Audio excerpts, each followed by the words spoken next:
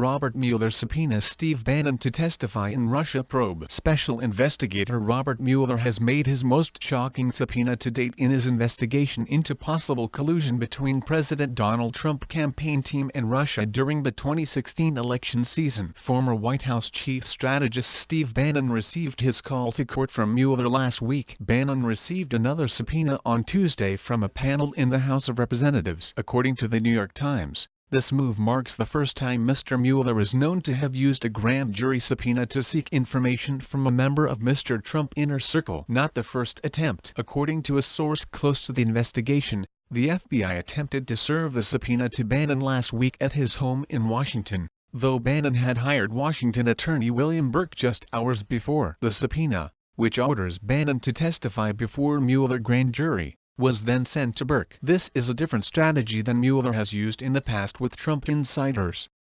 Mueller typically has asked for a voluntary, informal interview. According to sources close to Bannon, if this option was presented, the former White House advisor would likely take it. NBC reported 3 people familiar with the special counsel investigation suggested Mueller move to subpoena Bannon, rather than ask him to voluntarily appear for questioning, in order to thwart any potential attempt by the White House to pressure Bannon into refusing to cooperate. Either way, Bannon could be interviewed by Mueller associates before the end of the month. The other subpoena. Bannon was also subpoenaed by the House Intelligence Committee on Tuesday after he refused to answer questions in a closed-door meeting that lasted more than 10 hours, which angered both Republicans and Democrats on the committee. "We're going to get answers from Mr. Bannon," Rep. Mike Conaway of Texas said. The House subpoena prompted Bannon attorneys to phone the White House, however, according to Rep. Adam Schiff Calif, who said that the White House instructed him to stonewall the committee. This was effectively a gag order by the White House,